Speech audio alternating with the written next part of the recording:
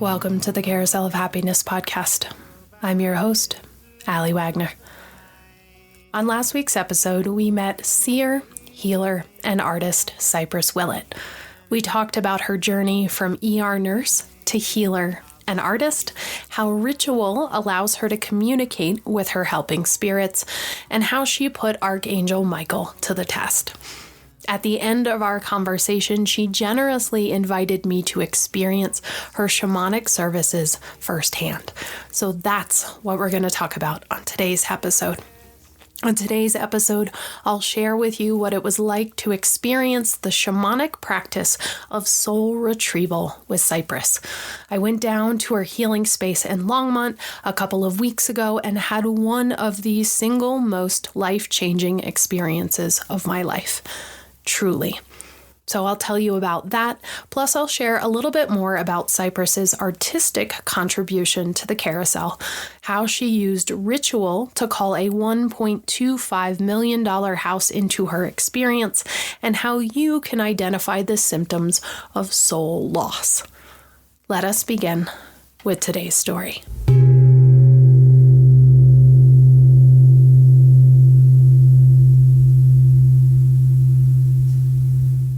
When you enter the carousel house and look up, high above the mechanism itself, sweeping around the entire building, you'll see a series of 12 brightly colored stained glass windows. The panels run from reds and oranges into yellows and greens, followed by indigos and violets. Each panel has its own pattern and texture, its own energy and vibe, but together they encircle the carousel in the light and color of a rainbow. And when the sun hits them just right, depending on the time of day, they cast brilliantly colorful shadows on the people and animals below, bathing the carousel in warm swaths of dappled color and light. Looking up at the stained glass, it's hard to believe that it wasn't always here. There's something about it that feels indigenous to the carousel, like it was born here, like it was meant to be here. But the truth is, the stained glass windows are, in fact, a new addition to the carousel. In 2023, Cypress Willet was at the carousel for a fundraiser as part of the Warrior Story Field. At the event itself, Scott was talking to someone new, someone he had never met before, telling him about the carousel, specifically how he wanted to incorporate stained glass into the ceiling to infuse the carousel house with color and light. The person Scott happened to be talking to was a close friend of Cypress's, who knew she was an artist who had been working in stained glass for several years. Scott and Cypress got in touch to talk about the project, and her helping spirits were right there, calling to her, guiding her in the form of a rainbow. Rainbows have always been teachers to Cypress. According to her, the medicine of the rainbow, the lesson it has to teach us, is the ability to find perfection in the imperfections. Rainbows teach us to have complete and total faith in the great mystery of life. They encourage us to trust our own inner guidance, and they inspire us to have faith in the unwavering support of the universe. Scott loved the idea, and he loved her vision. It sounded like a perfect fit for the Carousel of Happiness. Cypress isn't alone in her appreciation of rainbows. They are celebrated in many cultures and are often considered symbols of hope that promise better times to come. Rainbows teach us that there is beauty on the other side of the storm. And we see rainbows everywhere in human storytelling. God sent Noah a rainbow, Dorothy went somewhere over the rainbow, and those little leprechauns hid their stash at the end of a rainbow. Rainbows have meaning for the Aboriginal people of Australia and the ancient Greeks and Romans. Rainbows are present in Norse mythology and Japanese myth. They mean something to the Hindu, the Chinese, and the Mayan people. Cypress believes that all art carries medicine, and stained glass is a way of capturing that medicine in the form of light and color. Each color of the rainbow has its own healing vibration. Each color has its own frequency, its own medicine. And when we put those together, we can experience the wide range of healing energy possible in the human experience. Cypress practices what she calls shamanic art, meaning that she brings her energy work as a healer to her artistic pieces. Which means when she sat down to work on the stained glass for the carousel, she called in the energetic frequencies and wavelengths of each of the colors she used. For example, reds are considered energizing and lift our heart rate. They stimulate our circulation.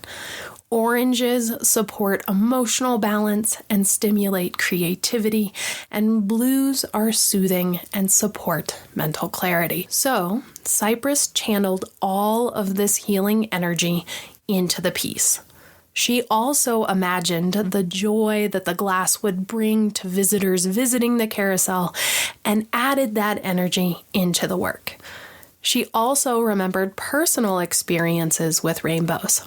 She told me about a time on a trip to Scotland when she experienced 21 rainbows in 23 days, and, notably, only got rained on once. All of that thought, energy, and knowledge went into each panel of the stained glass rainbow. All of that energy is why it feels so beautiful, so perfect, so healing. And I want to pause for a moment to highlight that Scott did his version of this when he carved the carousel. Remember, before he carved an animal, he would go to the library and he'd look up information about each animal, where it lived, what it symbolized, and what it meant to human beings who lived near it. And he would put little letters or poems or mementos inside each animal to keep this energy with them. While Scott might not consider himself to be a shaman or a shamanic artist at all, I do think it's interesting to note the similarities in their artistic processes. I wake up early on my soul retrieval day. Even though it's Saturday morning, I can't help it. There's something about the idea of getting my soul back that gives me some serious Christmas morning vibes. I arrive at Cypress's healing space in Longmont early because I'm eager to see it. The Oak, as it is known, is a massive 5,000 square foot 19th century farmhouse where Cypress lives with 2 other healers. It's situated on several acres with beautiful grounds, complete with mature cottonwoods and fragrant lilac bushes. The garden is chock full of healing plants like burdock and nettle. There are large rooms for healing sessions, for rituals, classes, workshops, and even dance parties. Cypress told me about the Oak in our interview. Remember how important she thinks ritual is? Well, there is a reason she loves it so much. Not only can a ritual fix your expensive blender, but as it turns out, it can bring to you the perfect house outside your budget. A couple of years ago, when Cypress was going through a divorce, she was looking for a place to live. As she wandered around the backwoods of Longmont on a cold February day, she stumbled upon this massive, gorgeous house. It was perfect, and it was for sale. But for a whole lot more money than she had at the time. She reached out to her guides and she told them about this place. She told them why she loved it. She told them what she planned to do when she lived there. She asked them for this place or something better. And her guides got to work. Shortly after seeing the Oak, Cypress received an eviction notice. Her place was being sold. Now she definitely needed to move. The next day, her friend, one of the healers she now lives with, received an eviction notice as well.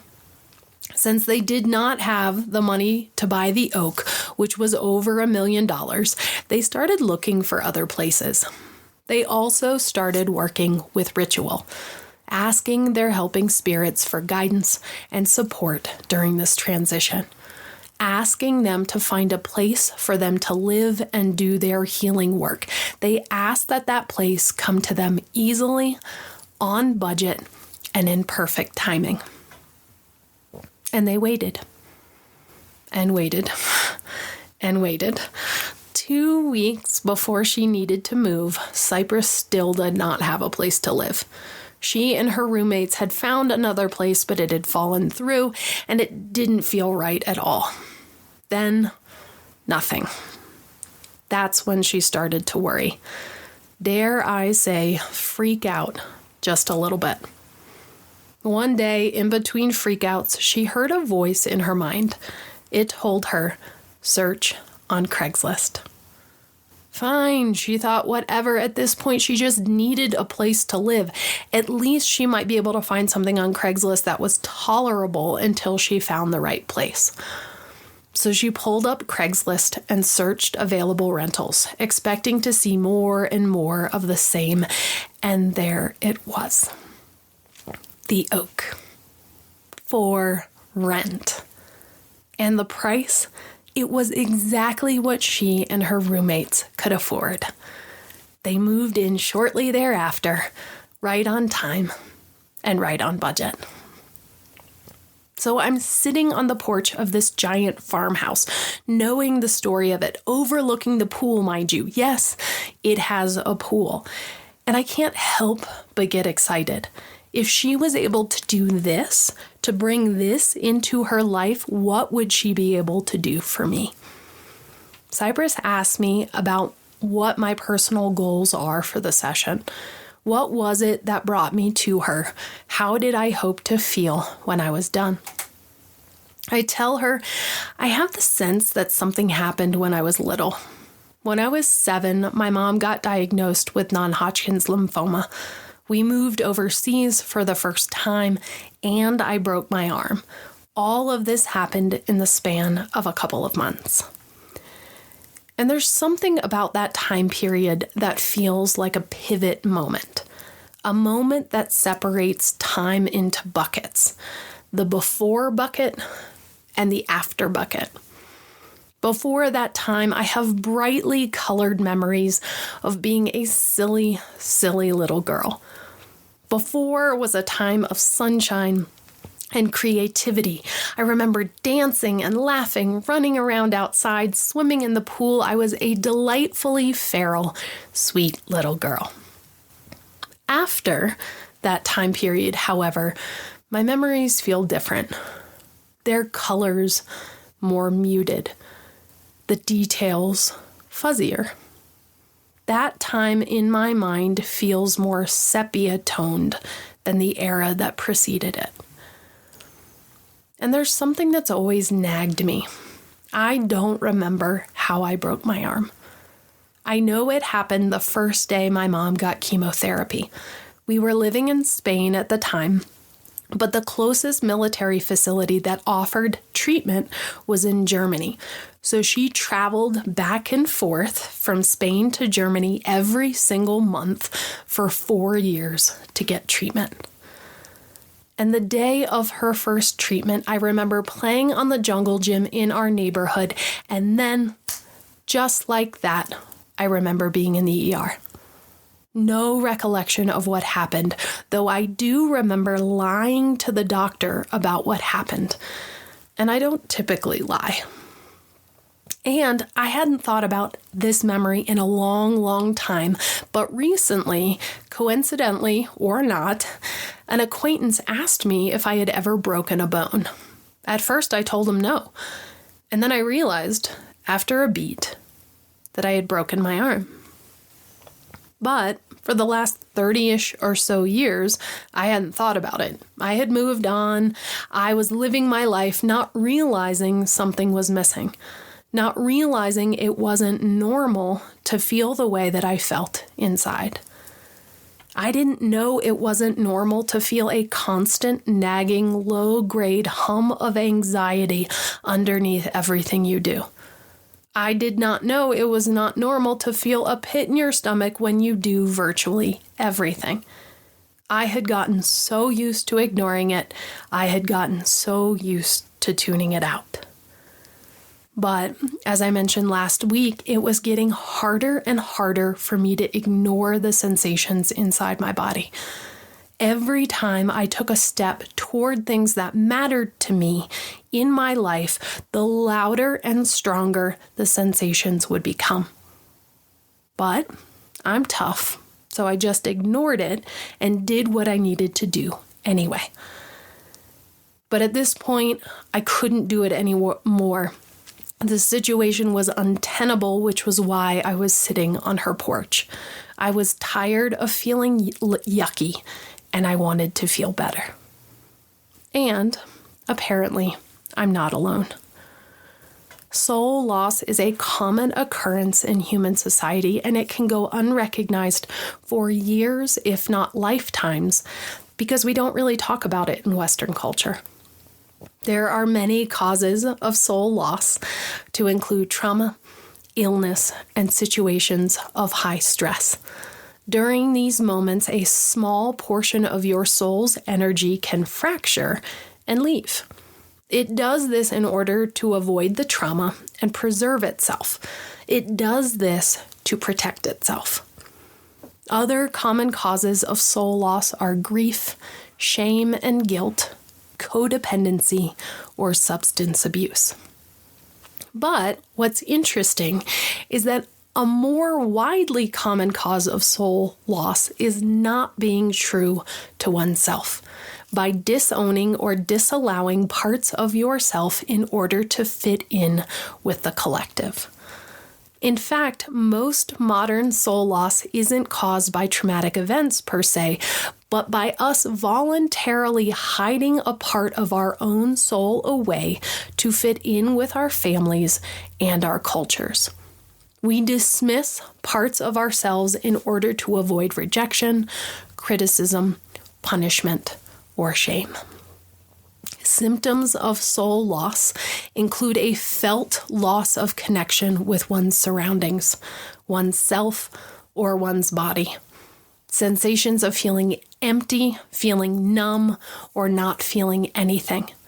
Memory loss is a symptom of soul loss, as is repetitive negative behavior patterns, like being involved with the same type of unhealthy partner over and over again. People who experience soul loss are often attracted to powerful people in the hopes that that power will rub off on them and fill the hole they have inside. Those who have experienced soul loss find it difficult to fully experience joy and often always have a reason for not being able to do the things that they want to do. They often find themselves blocked and fearful, unable to take the next step, as was the case with me. Soul loss can also be evident if you look to replace that felt emptiness inside with your career, with drugs, with social media, sex, or alcohol. Those constantly seeking a quick fix might also be experiencing soul loss. As we're talking on the porch, Cypress explains that she typically does not receive information about the reason or event that triggered the soul fracture. She can only confirm that it has returned and share the knowledge of gifts it brings along with it. She wanted to make sure that I was okay with not knowing why part of me split. In the end, I tell her, I just want to feel like myself again. I just want to feel alive. After chatting on the porch, Cypress brings me out to the garden to meet the plants who will support my journey today. Burdock and Dahlia have joined the healing team already. She asked me how I feel about Nettle. They've been calling to her, and she'd like to use them with me. Sure, I said. Let's get started. She has me lie down on a massage table with a grounding mat on top of it. She pulls up what might have been a 30-pound furry blanket over my body. Even though it's hot outside, the air conditioning keeps us cool. I feel like I'm in a womb. She puts plants on various parts of my body. She calls in the help of her guides and mine. She walks me through a meditation to relax as she plays the drum. Each step of the way, she guides me. Each step of the way, she explains what she's doing and why. And I realize in this moment that is why I felt called to work with her in the first place. Cypress is direct, confident, and calm as she moves around me on the table. I feel held. I feel guided. I feel supported. Remember that nurse energy we talked about last week? She's got it. Big time. And I know whatever comes my way, we can handle it together. Because she's done the work, she's done the training, and she can hold space for big feelings. She's been training her whole life for this. First, she does some energy work to prepare my body for my soul's return. She gives me Reiki. She massages my belly. Then she brings in more healing plants. She puts nettles on my belly and my forehead. They sting. She encourages me to relax into the discomfort rather than retracting from it. The message feels like a metaphor for my life. I relax a little, and it hurts a little less. As I lay there with the nettles, she starts beating the drum. She's now journeying to find my soul, to bring her back to me. After a few minutes, or an eternity, I'm not exactly sure, I hear Cypress's voice. She's found her. And she's indeed 7 years old. She tells me she'll guide her back into my body, through my belly and my crown. Apparently, it's going to take a minute or two. She's pretty big. I'm still with anticipation as she blows in the direction of my belly. She blows a couple more times before moving to my crown. A few minutes later, and my soul is back. We are together again. Cypress tells me she's going to leave the two of us alone for a minute, to give us some time to get acquainted. Cypress tells me I can ask her questions. She tells me she'll guide me through the integration process. She'll tell me how we work together. Cypress is quick to remind me that my soul is untainted by whatever trauma caused her to split. She is pure essence. Cypress advises me to approach reintegration as me learning from her, me being attuned to her, rather than bringing her to where I am. Cypress leaves the room, and I feel around inside my body. I do feel different. The parts of my body that previously felt empty or numb in the past now feel spacious and roomy. The vacant areas now vibrate with energy, with sensation, with possibility. The low-grade hum of anxiety is gone. The fear is silent.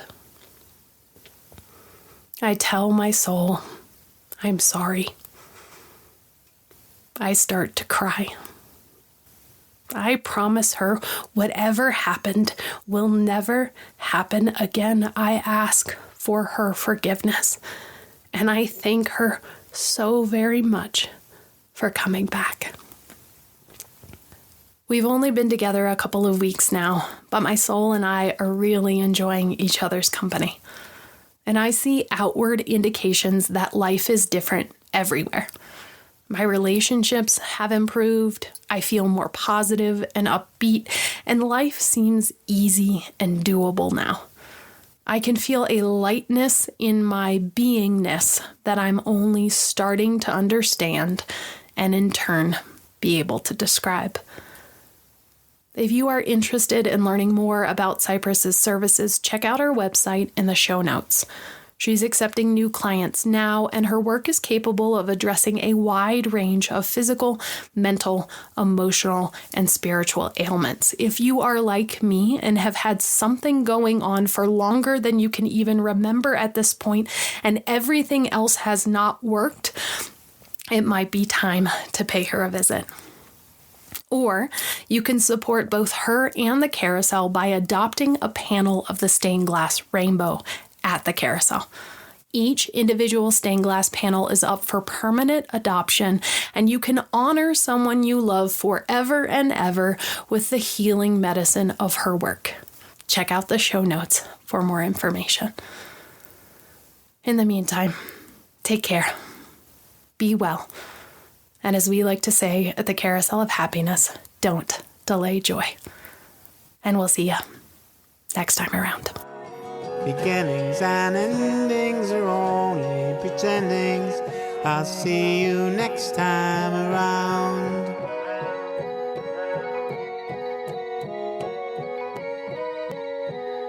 I'll see